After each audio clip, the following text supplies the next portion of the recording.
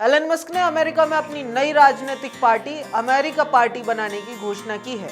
Musk का कहना है कि ये नई पार्टी अमेरिका के दो दलीय व्यवस्था के खिलाफ एक वैकल्पिक मंच होगा।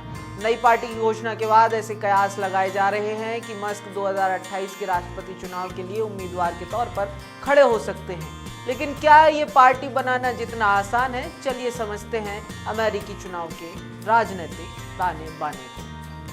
दुनिया का सबसे ताकतवर देश अमेरिका और उस पर राज करने वाला व्यक्ति सबसे ताकतवर माना जाता है। पूरी दुनिया की नजर अमेरिका के चुनाव पर रहती है। चलिए समझते हैं अमेरिकी चुनाव प्रोसेस को। भारत की तरह ही अमेरिका भी एक लोकतांत्रिक देश है, ऐसे में वोटिंग बहुत अहम है। लेकिन भारत से इतर वहां की प्रक्रिया थोड़ी कठिन और लंबी है। सबसे पहले जानते हैं कौन बन सकता है अमेरिका का राष्ट्रपति। अमेरिकी संविधान के आर्टिकल 2 के सेक्शन 1 में वहां के राष्ट्रपति चुनाव की जानकारी विस्तृत रूप से दी गई है। इसमें 3 शर्तों को पूरा करना जरूरी है। चुनाव लड़ने वाले व्यक्ति का जन्म अमेरिका में ही होना चाहिए। उम्र कम से कम 35 साल होनी चाहिए। चुनाव लड़ने वाले व्यक्ति कम से कम 14 बरस तक अमेरिका में रहा होना चाहिए। आखिर अमेरिका में चुनावी प्रक्रिया की प्रोसेस क्या है, ये जानना बहुत जरूरी है। अमेरिका में 2 पार्टियों का सिस्टम है, पहली रिपब्लिकन और दूसरी डेमोक्रेट्स। दोनों पार्टियों के अपनी अपनी तरफ से किसी एक व्यक्ति को राष्ट्रपति पद का उम्मीदवार बनाना होता है, जिसे जनता वोट देती है। लेकिन इस उम्मीदवार को चुनने से पहले भी एक लंबी प्रक्रिया है, क्योंकि राष्ट्रपति तो हर कोई बनना चाहता है, लेकिन कोई उम्मीदवार कैसे बनेगा, इसका चयन भी जनता या पार्टी के समर्थक करते हैं। पार्टी का उम्मीदवार तय करने के लिए 2 तरह के चुनाव किए जाते हैं, पहला प्राइमरी और दूसरा कॉशस। अगर प्राइमरी चुनाव की बात करें तो ये राज्य सरकारों के अंतर्गत कराए जाते हैं, जो कि खुले और बंद रूप से भी कराए जा सकते हैं। अगर बात कॉशस सिस्टम की करें तो ये चुनाव पार्टी की तरफ से ही कराए जाते हैं। इनमें पार्टी के समर्थक एक जगह इकट्ठे होते हैं। उदाहरण के तौर पर अगर एक पार्टी की तरफ से 10 लोग राष्ट्रपति पद की रेस में हैं, तो उन्हें हर राज्य में होने वाले प्राइमरी और कॉशस चुनाव में सबसे अधिक डेलीगेट्स का समर्थन हासिल करना होगा। अंत में इन्हीं डेलीगेट्स की संख्या के आधार पर नेशनल कन्वेंशन की ओर बढ़ा जाता है।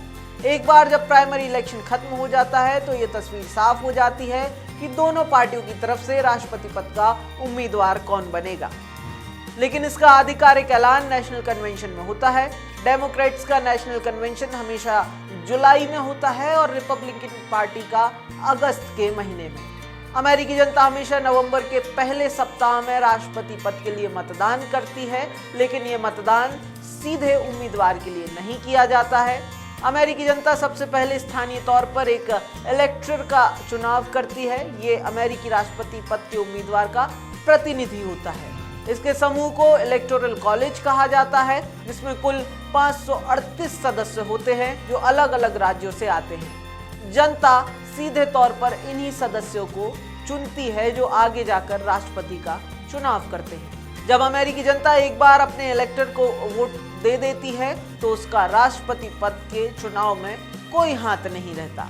सिर्फ ये इलेक्टर पर निर्भर करता है कि वह किसे राष्ट्रपति बनाना चाहता है। राष्ट्रपति बनने के लिए किसी भी उम्मीदवार को 270 से अधिक इलेक्टर्स के समर्थन की जरूरत होती है। जिसके पास 270 से अधिक का आंकड़ा होता है, वह व्यक्ति 20 जनवरी को अमेरिका के राष्ट्रपति या उपराष्ट्रपति पद की शपथ लेता है। अब ये सवाल उठता है कि साल 2028 में एलन मस्क राष्ट्रपति चुनाव लड़ेंगे क्या? अभी जो हमने अपनी रिपोर्ट में बताया कि अमेरिकी संविधान के मुताबिक कोई भी शख्स जिसका जन्म अमेरिका में हुआ हो, वही राष्ट्रपति पद के लिए चुनाव लड़ सकता है। बता दें, एलन मस्क का जन्म साउथ अफ्रीका में हुआ है। 2022 में उन्हें अमेरिकी नागरिकता मिली थी।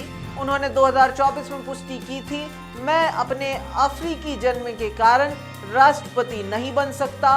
अब आगे मस्क ही जाने उनकी आगे की रणनीतियां कैसी रहेंगी। ऐसी विशेष खबरों के लिए बने रहें द प्रेस हिंदी के साथ।